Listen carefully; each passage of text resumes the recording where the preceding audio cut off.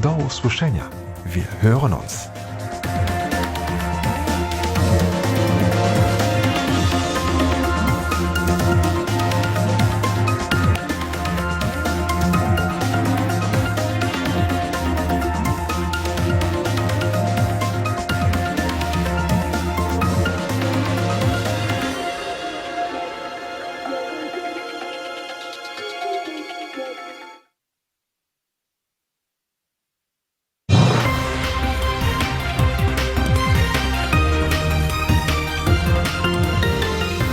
Radio Poland, the external service of Polish Radio.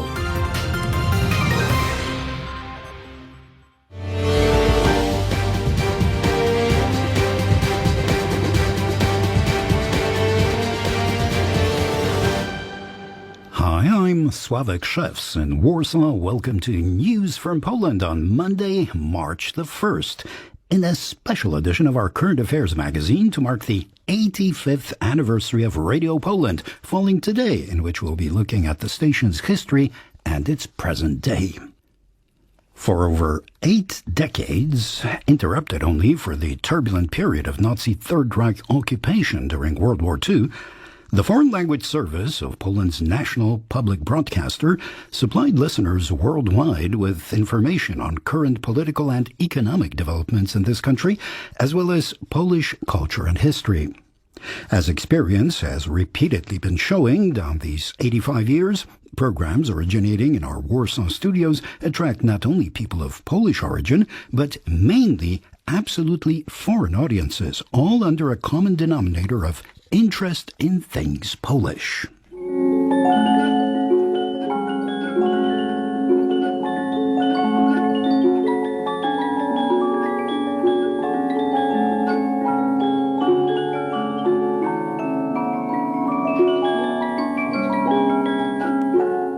Though the official launch of what may be termed as Polish Radio's foreign service took place in March 1936, it was already 8 years earlier that the station, based in Katowice, aired nightly programs for Polish emigrant listeners scattered on all continents.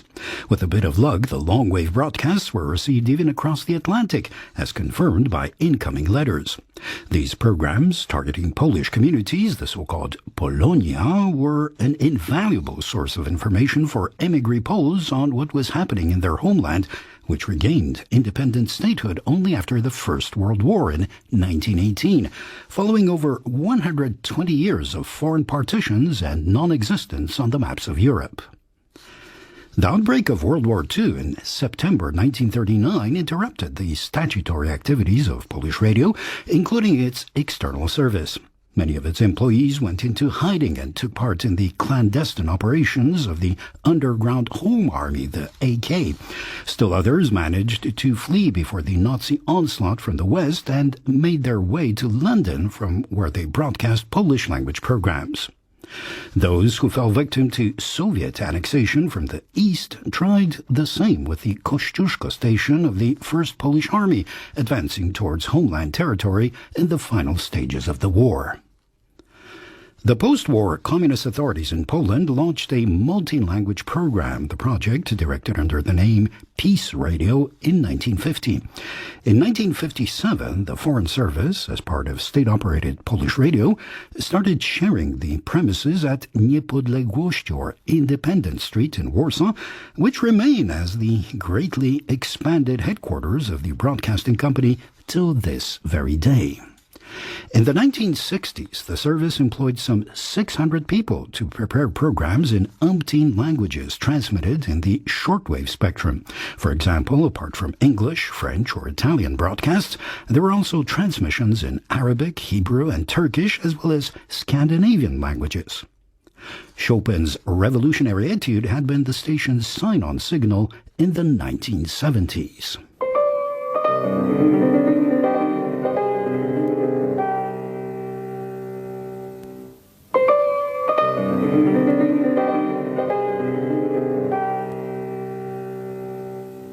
Tu Polskie Radio Warszawa. In 1974, an automatic feed of pre-recorded programs was launched, enabling the Warsaw station to air over 60 hours of news and other features daily, broadcast on parallel frequencies. The late 1970s and 80s witnessed a few additions to the shortwave service to include Scandinavian languages and Esperanto, the artificial language devised in 1887 by Ludwig Zamenhof, a Polish Jewish eye doctor, which won millions of followers and users around the world. In May 1980, the station adopted the name of Radio Polonia and changed its signature tune to follow the notes of the Spinner by Stanisław Moniuszko, the 19th century composer considered to be the father of Polish national opera.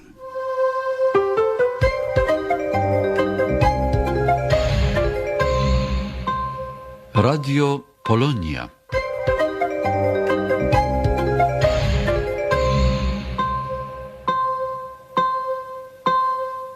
The 1980s, starting with the imposition of martial law at the end of 1981 to suppress the Solidarity movement, until 1989, marking the fall of communist rule in Poland, were the last decade of Western-targeted propaganda aired from Warsaw.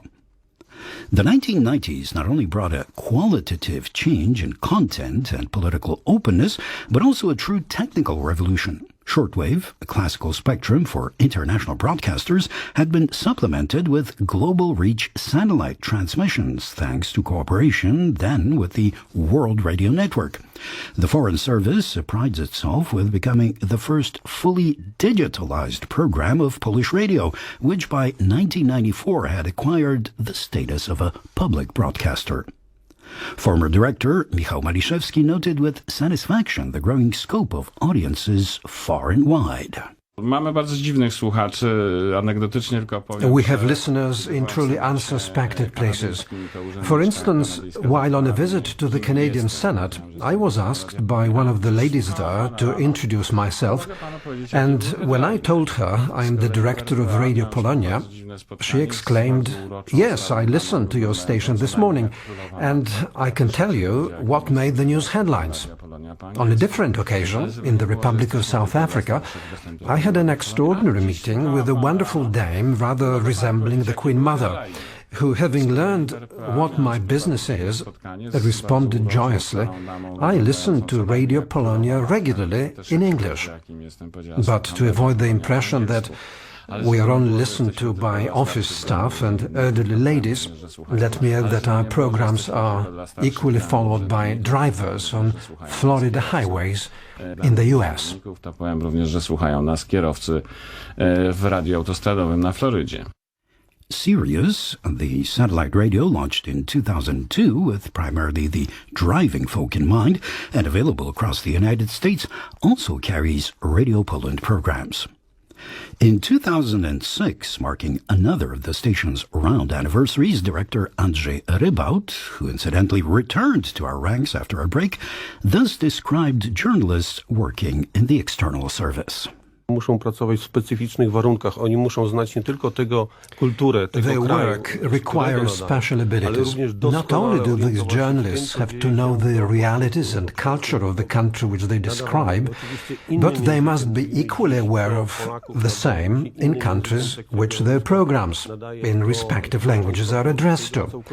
For instance, the Belarusian section employs a different narration when speaking to members of the Polish community in Belarus, still another when addressing Belarusian society, and an entirely different approach is needed when targeting listeners, let's say, in the Republic of South Africa. Musimy mówić na przykład do naszych słuchaczy w Republice Południowej Afryki.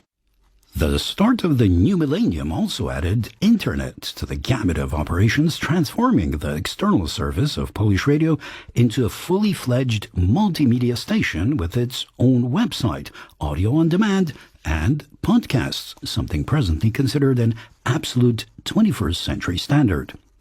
Again, a new call sign used as of 2007 confirmed that grand transformation. Polskie Radio dla zagranicy. Polish Radio External Service.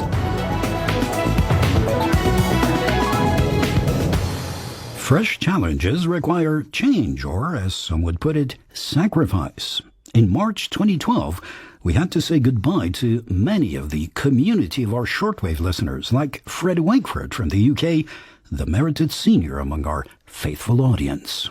Bit down, very depressed to hear your announcement about Polish radio closing down on shortwave. As far as I'm concerned, after nearly 34 years, actually, that I've listened into Poland and made great friendships, and it's going to be very sadly missed.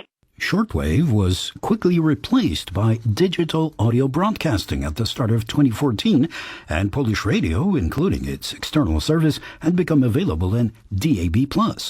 The public broadcaster was and continues to be the pioneer of this technology in Poland. In 2015, the external service had been renamed to Radio Poland to work with its online partner and brainchild, thenews.pl. Incidentally, the portal had been merited at the time by The Economist in its roundup of English-language news sites in Central and Eastern Europe as the best source to gain first-hand information on Polish-related developments.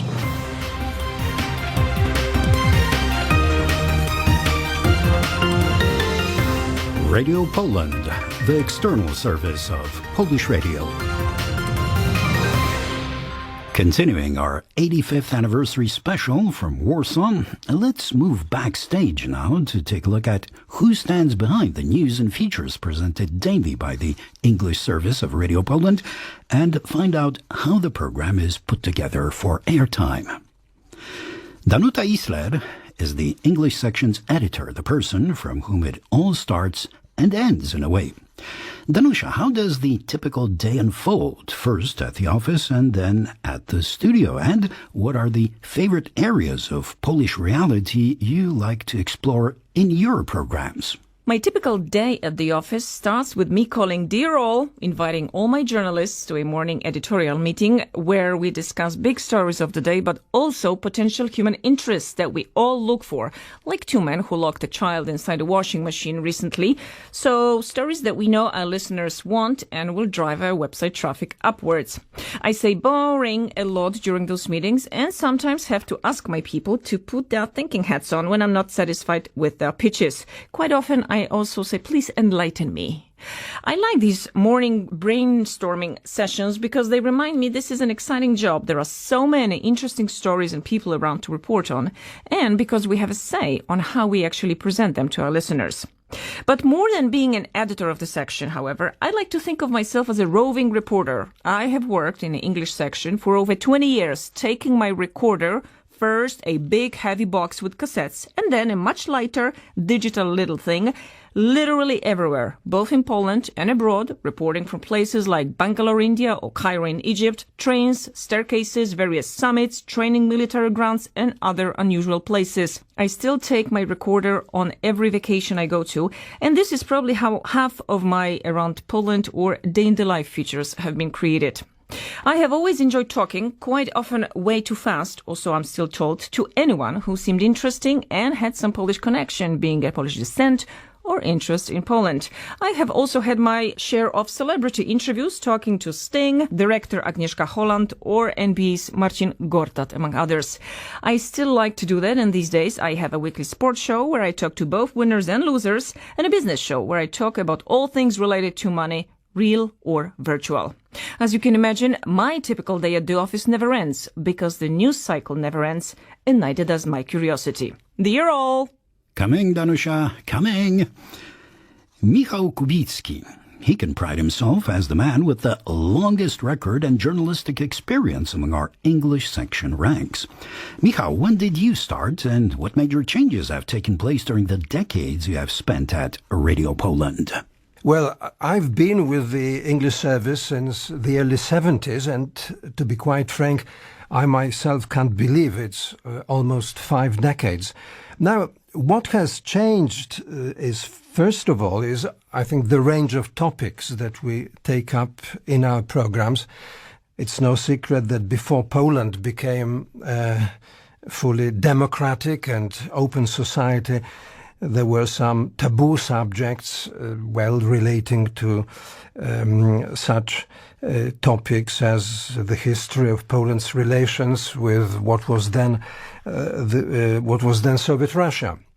Now, what has also changed down the years is a growing number of people from all walks of life who are our guests on the air.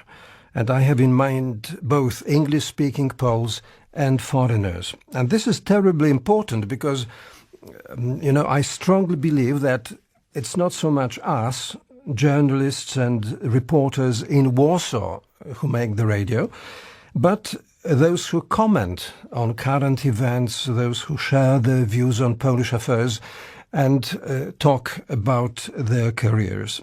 And among our guests were such great musicians as Yehudi Menuhin and Krzysztof Penderecki. We regularly interview top-ranking politicians, members of parliament, film directors such as Agnieszka Holland and Krzysztof Zanussi, opera stars such as Piotr Beczała, and translators of Polish literature into English such as Antonia Lloyd-Jones.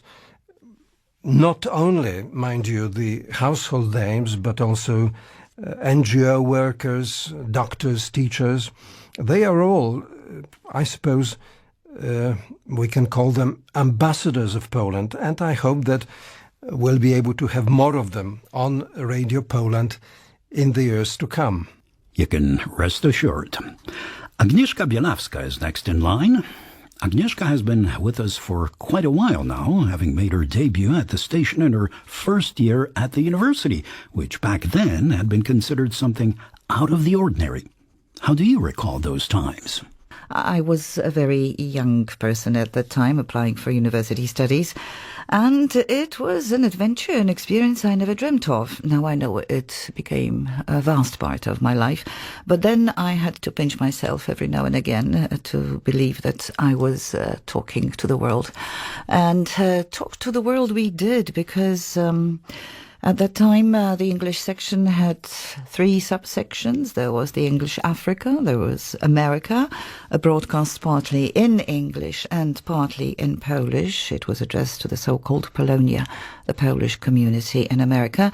And that was a huge challenge because apart from reading in English, preferably American English, you were also to read in Polish. And even though it may sound that it was easy, the switching from one language to another during the same hour was quite a challenge.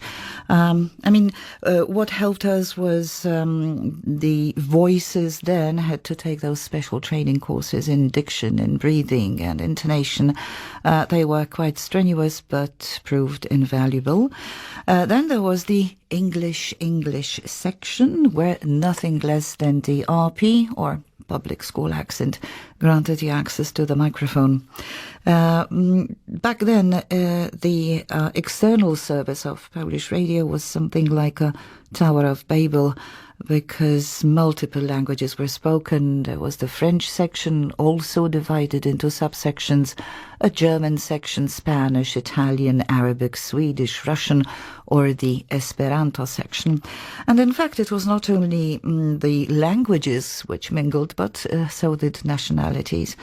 Over the years of Polish radio's external service, there were so many native speakers living in Poland who contributed to the making of the broadcasts, the French, Germans, Russians, Italians, and of course a huge group of Britons, Canadians or Irish who were part of the English section. Indeed, plenty of contributions were made to our programs by very talented foreigners who worked with our station down the decades. Suffice to mention some past names like Barry Clayton, Peter Gentle, and Bogdan Żaryń, or Matt Campbell, whom you can presently hear in the weekly Letter from Poland. As an item of interest, Barry Clayton has become literally known worldwide as a voiceover artist, being the famous Count Duckula and somewhat of a rock celebrity in the iconic, resounding intro to Iron Maiden's super hit, The Number of the Beast. Woe to you, O earth and sea, For the devil sends the beast with wrath, because he knows the time is short. Let him who hath understanding reckon the number of the beast, for it is a human number. Its number is 666. But Barry Clayton's attainments at Polish radio have been equally impressive and admired, if only to mention his radio adaptations of literary classics, like the epic description of the 1410 Battle of Grunwald in the Teutonic Knights, a novel by the Polish Nobel Prize winner Henryk Sienkiewicz. At sunrise, the armies moved in a body, and behind them an endless train of wagons. After they had marched an hour, the wind went down somewhat so that the flags were unfurled, and then the fields to an immense extent were covered, as it were, with flowers of 100 colors. No eye could embrace the legions or that forest of various banners under which the regiments moved forward. The land of Krakow advanced under a red banner with a white-crowned eagle. And that was the grand banner of the kingdom, the chief standard of all the troops. Just a sample there of the rich archives of Radio Poland and its English section. Let's move over to Elżbieta Krajewska now. Ella, you have the opinion of the greatest music connoisseur in the English section. What is music to your ears, and how does this love of sounds help you in making a good choice in introducing various genres of Polish music to our audience?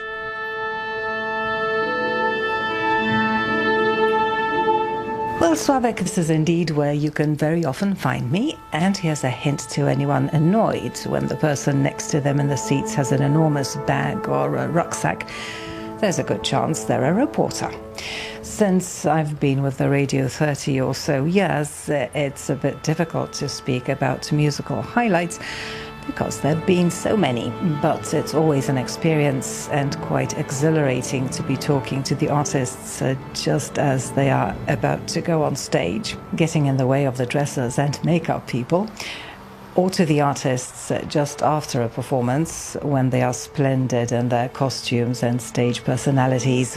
And it also means a lot of working late. And I can recall one time we got locked in at an opera because everyone had gone or had all the lights in the house switched off during an interview. And there was a time we were all fighting a losing battle with mosquitoes at an outdoor production.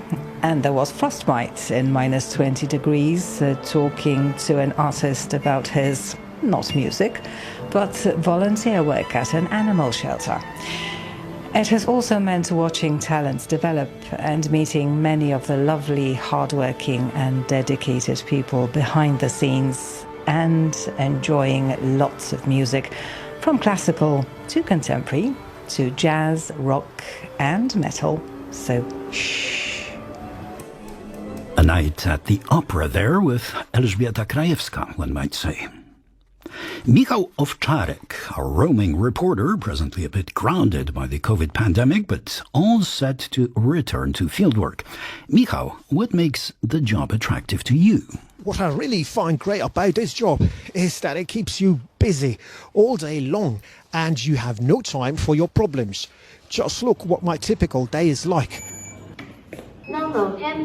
Admission I range. generally arrive at the office first, only suspecting what assignments are in store for me. So I start looking up presentable news stories.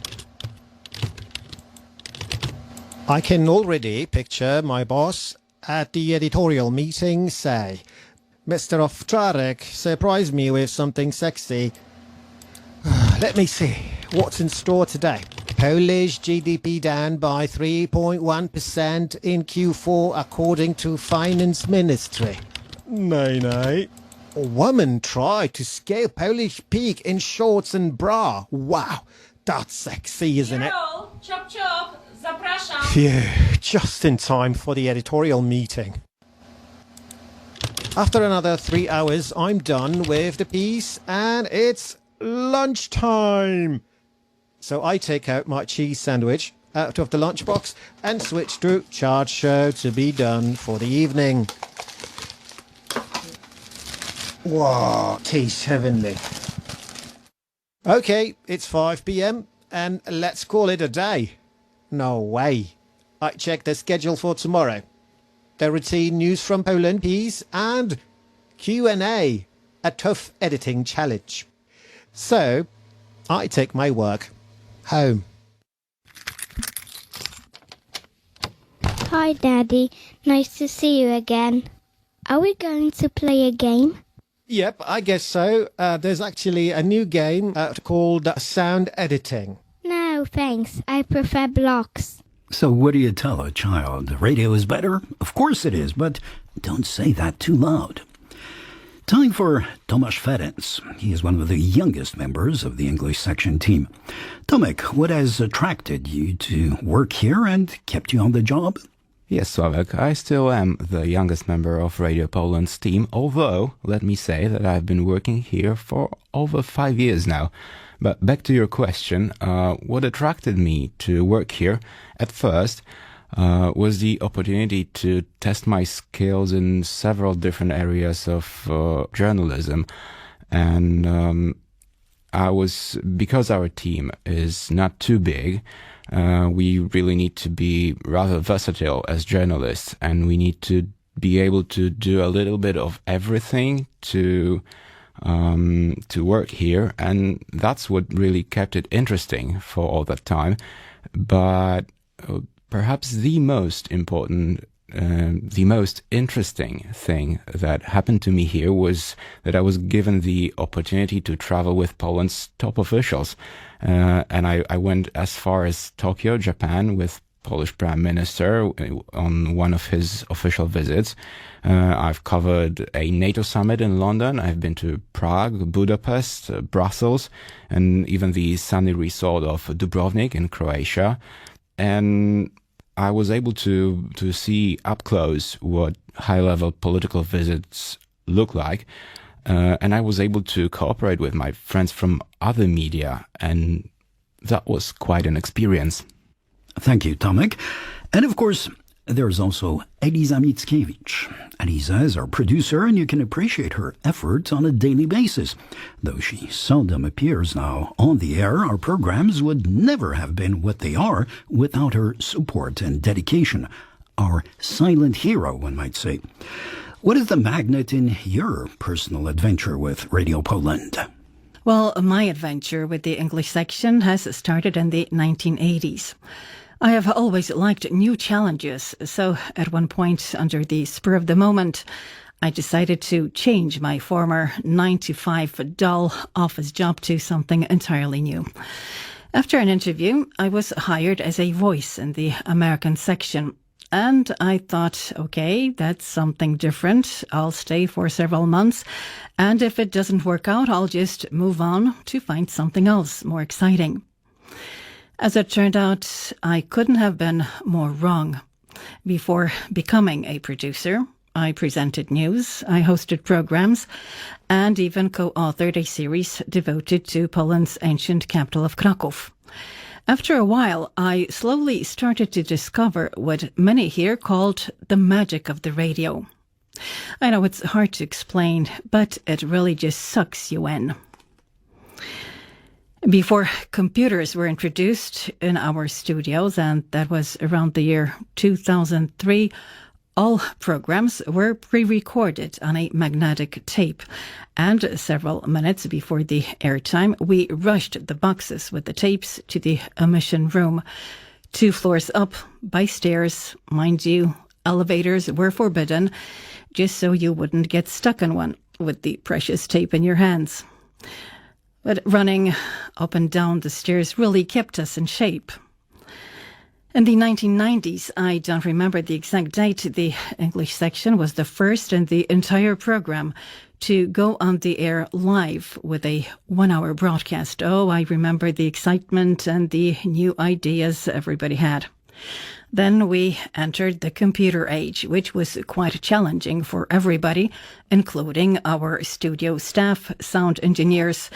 We all had to acquire entirely new skills, switch from analog to digital technology, learn to edit sound files, which speeded up the process of preparing the programs. But still, sometimes we get the impression that computers have a mind of their own. They either hang or freeze at very inconvenient moments, even when we are live on the air. But I hope none of our listeners has ever noticed that. Yeah, I always wonder, when did it all have time to actually happen? Thanks, Elisa. Well, I hope you have found this brief backstage look with our staff members interesting. Oh, and just for the record, I'm Sławek Szewc, and I've been around this place for over 40 years now. Tune in regularly to Radio Poland to find out more about its anniversary, the station's history, as well as current developments. We've been with audiences worldwide for 85 years now.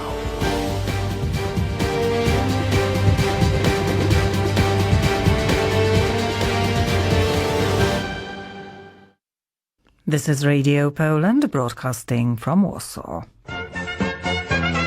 Polish Fusion. Polski Fusion. The Polish Palette. The Polish Quest for Taste. Pierogi. Pizza. Kebab. Molecular cuisine. Tales from the Polish kitchen with Agnieszka Bielawska. Elżbieta Krajewska. Hello, everyone. Hello. Long forgotten, but ever present. Our once very, I would say, favorite vegetables for the winter. Whose favorite? Us, yes, us, the two of us. And now we, just like the rest of Poland, seem to have forgotten about them. And today it's the legend behind the Brussels sprouts and chicory. Mm-hmm.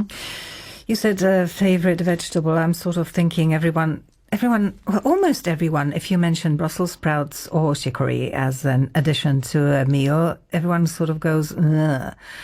I really don't know why, but chicory on the one hand, you always reach for that if you're entertaining because it's so easy to make an elegant fork food or finger food with chicory. And Brussels sprouts, some people only eat at Christmas and not many then. And they're so good and so healthy.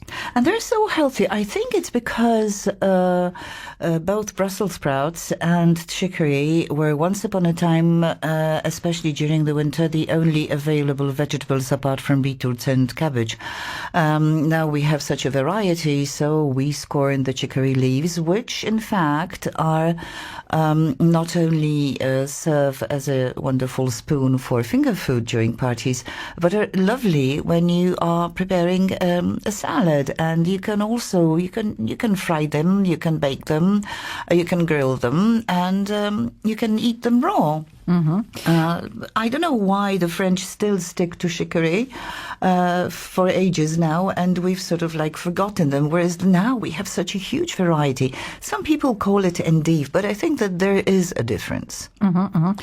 Well, I think we have a variety, and we have all these packaged salads, which are very easy. And of course, we have tomatoes all the year round nowadays, and that's easy too, and cucumbers.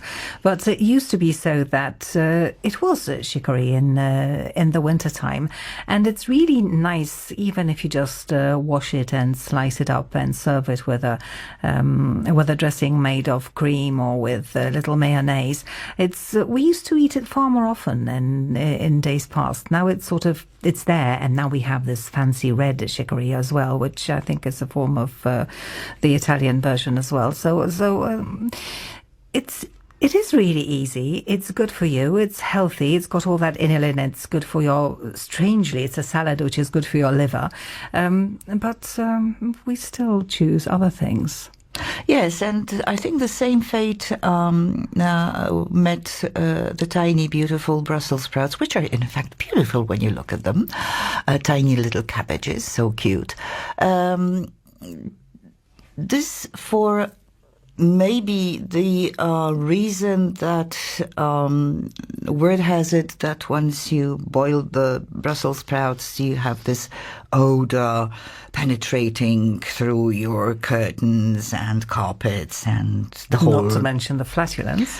And the whole flat, yes, smells of Brussels sprouts. But in fact, as you were saying a couple of minutes ago, if you're frying fish or pork chops, the smell also penetrates. concentrate, and I don't know why it's, less... That's good. Yes. And we forget that Brussels sprouts are high in antioxidants, and they have such a high vitamin content. High in fiber and vitamins and minerals, and low in calories. I think the problem with Brussels sprouts is that they're fiddly. I mean, you have to peel them and you have to wash them, and then some sand inevitably stays, and then there's that smell. Of course, in Poland you used to put the top of a stale loaf of bread a bit into the water, boiling water, and that was supposed to help if you were cooking cauliflower or Brussels sprouts, so I don't know what happened to that. But anyway, as I said, they're fiddly, and I think that's part of the problem. And then you don't really know how to dress them.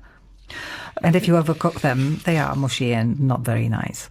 Well, but this is your mistake. And when you're speaking fiddly, I mean, when you come to think of artichokes, what can be less fiddly than artichokes? But then they are never scorned. They are topping the list of posh sides or posh vegetables, whereas the poor Brussels sprouts has been... Definitely not posh. Yes. But, it is funny because it can be roasted, the Brussels sprout. Of course, it can be boiled, and it has to be boiled, as you say, not to overboil it so it doesn't become mushy. You serve it with all kinds of dressings, because you serve them with olive oil and garlic. You serve them just as we used to love them here in Poland, with melted butter and breadcrumbs, just as we eat the cauliflower. You fry them on a pan with a touch of oil, and this also is absolutely divine, with a touch of garlic and some onion, and also with a splash of what's it called? Vinegar, the Italian vinegar aceto balsamico, which adds to the Brussels sprouts.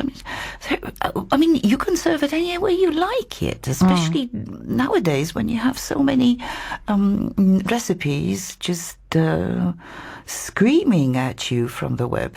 And you can serve them cold as well once you've cooked them, and you have some left over. They're very nice in a salad, quite simply as they are.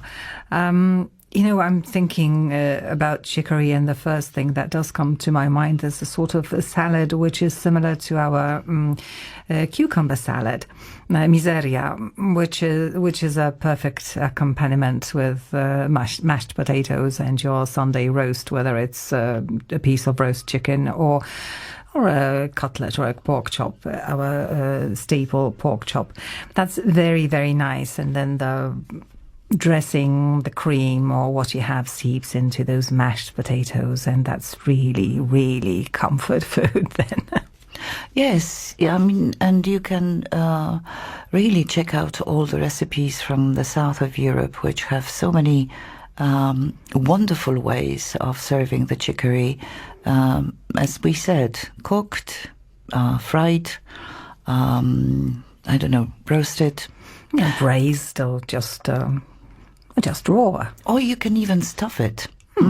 It's also a very nice, when you come to think of its image, a very nice dish, very representative. The only thing when it comes to Brussels sprouts I do not agree to is the Brussels sprouts are cream soup. It does have no color, no taste. Yes, it's a waste of Brussels sprouts. I'm wondering, how on earth can you cream Brussels sprouts? That's very strange. You see that there is this trick. And how can it be colorless? I mean, Brussels sprouts, if you cook them right, they're this lovely green. The thing is, you have to overcook them when you want to make the cream, so that's why they lose the color. Right. I think we have to wind up there. And remember about the Brussels sprouts. And chicory. Goodbye. Bye. You are listening to Radio Poland.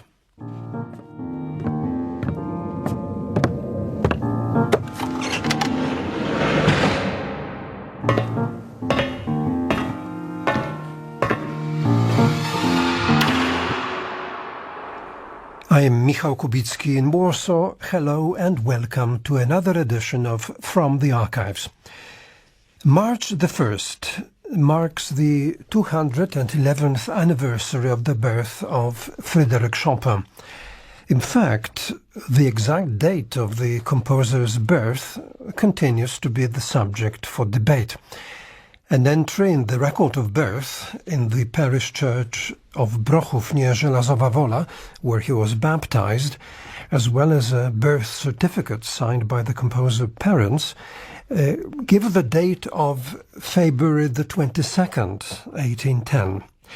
In the composer's family home, however, Frédéric's birthday was celebrated on March the 1st, and it is this date that is now universally recognized as the date of Chopin's birth. In From the Archives today, two programs about the composer's life and work. First, a look at what inspired Chopin the composer.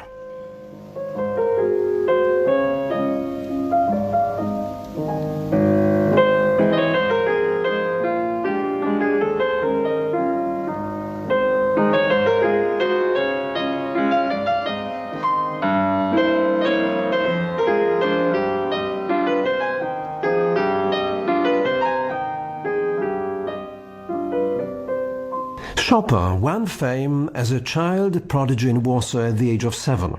In his teens, during his compositional studies at the main school of music with Józef Elsner, he used to spend his summer holidays in the countryside, invited by his friends' parents to their estates.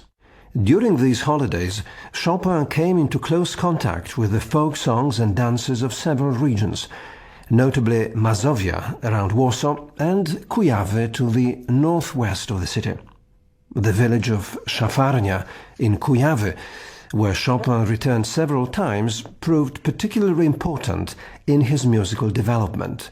A music critic, Kacper Miklaszewski. Chopin, when he was in Szafarnia, met all kinds of music. He played with Jewish band. They simply said that anytime he wants to play with them, he can come and do it.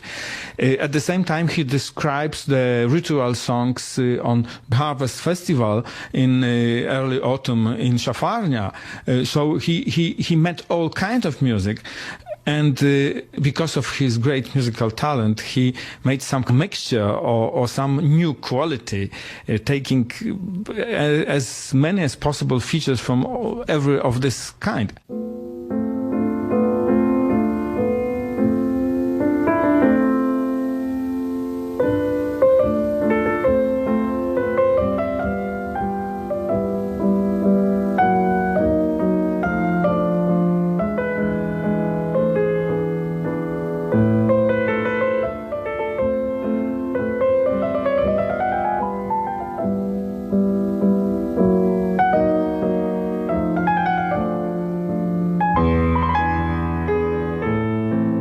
The specific flavor and characteristic rhythms of folk tunes were a source of inspiration for Chopin. As Andrzej Sułek, the director of the Chopin Institute in Warsaw, says, it is a mark of his genius that he elevated Polish folk music tradition to the status of high culture.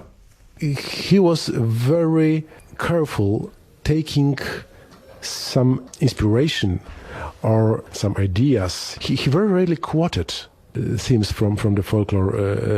We can count maybe 2 or 3 such cases in his all his output. He was very individual, and what we could say is a level of inspiration. He was able to combine the folk and the salon, but in a very individual way. One of these few examples of Chopin's direct quotations of folk motives is the first theme in the Fantasy on Polish Airs. It is based on the well-known folk song Laura and Filon, an ever-popular setting of a poem by Franciszek Karpiński.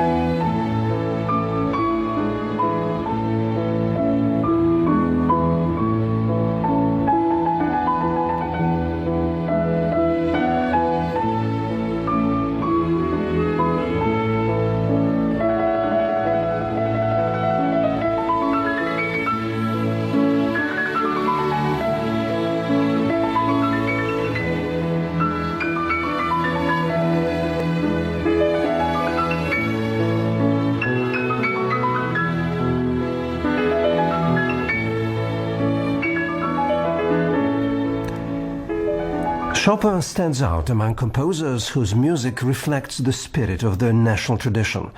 His music captures the Polish character so accurately that it is regarded by many people as the epitome of Polish music and even the essence of Polishness. Among his diverse output, the mazurkas seem to constitute its most eloquent manifestation. Kacper Miklaszewski again. In mazurkas, there are some harmonic or specifically rhythmic and melodic structures which are very unusual and perhaps were not well perceived or understood by his peers. Only now we can,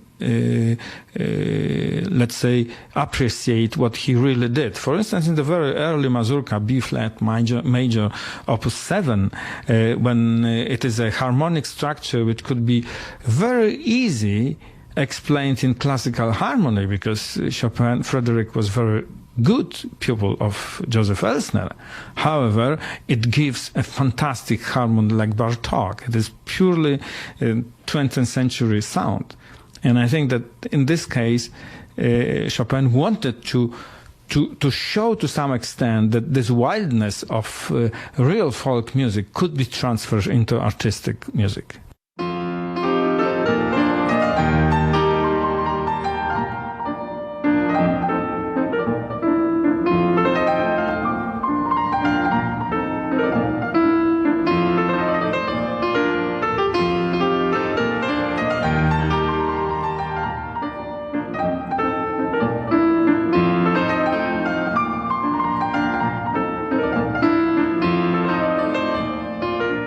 This feature was first broadcast in 2010, the year of Chopin's bicentenary celebrations.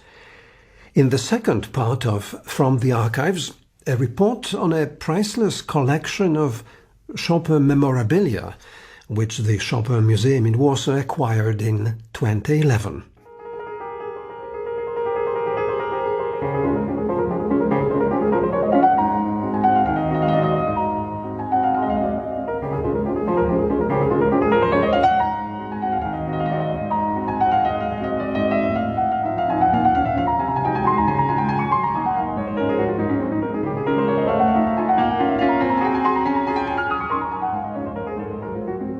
A collection of 47 items has been donated by Marek Keller, a Polish art dealer who left Warsaw in 1972 and has lived mostly in Mexico and France since.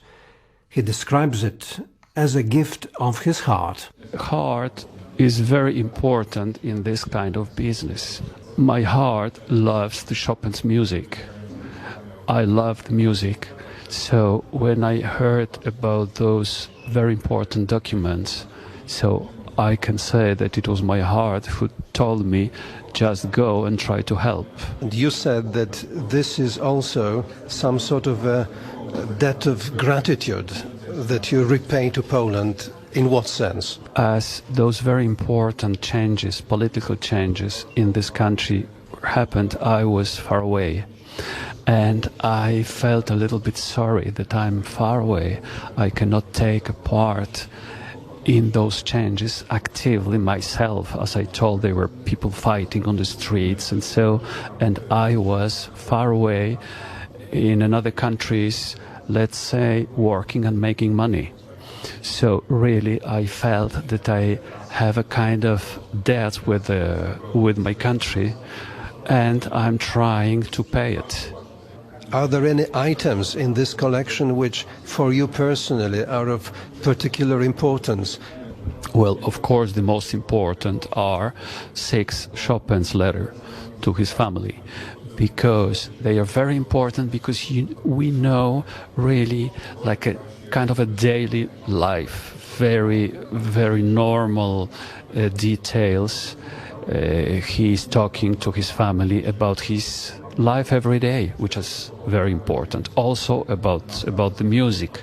But this kind of, well, I think that the specialists are very, very happy, because really they have new information about his life in Paris, about his contacts, about his friends. I think this is very important. So there are 6 very important big Chopin's letter. And then, of course, the person who he was giving lessons, after his death, she was in contact with his family, taking care of some little things left there in Paris. And so we know much more about his life and about him thanks to those letters, to those documents. You are referring here to the letters by Jane Sterling, is that right? Of course, yes. He was in England. He had English pupils who he was giving the music lessons.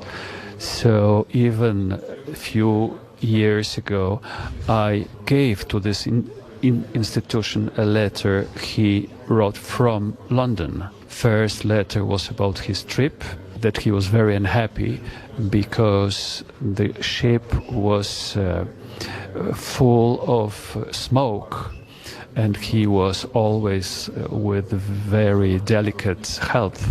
So, and then later there was problems with having the piano, the instrument, and so very personal, very, very important documents too. How important is today's ceremony for you personally? Well, for me personally, the most important is that those documents, very important for Polish culture, for history of music of this country, and so are here. They were in the United States, so, well, they are back in Poland because they were before the war in Poland. So that they are back in this country, it is very, very important. And in this museum, which really hundreds and thousands of people visiting, so I'm very happy that they are here. As Marek Keller said, the most important part of the donation are the 6 letters written by the composer to his family from Paris in the years 1845-48. According to the director of the Chopin Museum, Alicja Knast, this is an invaluable addition to the museum collection.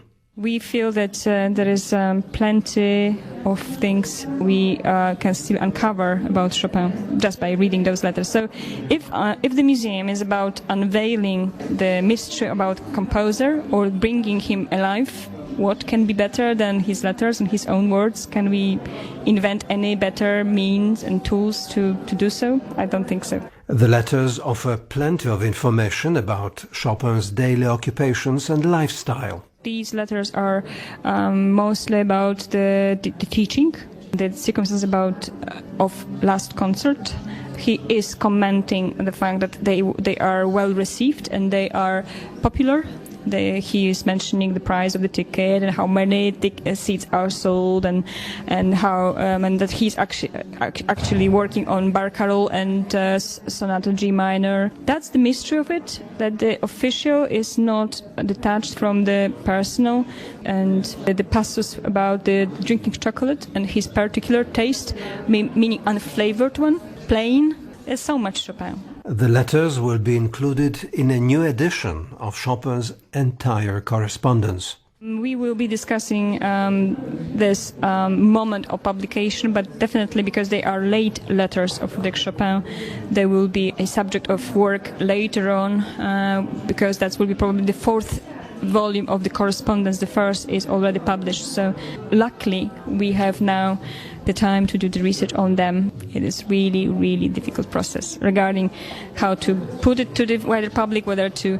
apply the current, the modern Polish, or just keep, to be really orthodox and keep it as it was written by Chopin with some spelling mistakes and the kind of idiosyncrasies of his language. That's really question by question, and Professor Hellman, Professor Skowron, and Hanna Brylska-Strauss, they are those people who actually will be debating, and we are going to help. The letters belonged to Maria and Laura Ciechomska, the granddaughters of one of Chopin's sisters. They were last exhibited in 1939 and subsequently went missing. It was in the year 2003 that the Chopin Museum in Warsaw became aware of their existence. Marek Keller bought them from a collector who wished to remain anonymous. Professor Zbigniew Skowron, who has just been mentioned, is a member of the editorial team working on Chopin's letters. The collection of the Chopin Museum in Poland is one of the biggest collections of the Chopiniana in the world. So every new item is very welcomed because it makes this collection to be completed simply. Every modern edition of anybody's letter should consider the source. The fact that we have to do with the autograph is a very important thing, because even when this autograph was edited, say 50 years ago, there are always things to be checked. There are some words to be read or simply discovered in a letter which the former publisher didn't consider. So it is very important to start with the autograph. The edition of the composer's letters is not an easy task. We encountered very data in every letter which concern his concerts, his friends, his everyday life, and the editor should say something about these details in the notes. So then the work, the other kind of work starts, because we have to see the dictionaries, we have to consider other correspondences, other letters, we have to consider the newspapers from the time. For instance, if we have to write something about Chopin's concert, we have to go to the newspaper from the time. And that's the work which is really quite complicated, which goes in many directions, and that kind of work makes the edition quite complicated and quite a big task for a publisher. Musicologist Zbigniew Skowron ends this feature on the recent gifts for the Chopin Museum in Warsaw. And that's all from the archives. Tune in next week for another journey into the past with Radio Poland's archives. From me, Michał Kubicki, your host, it's goodbye.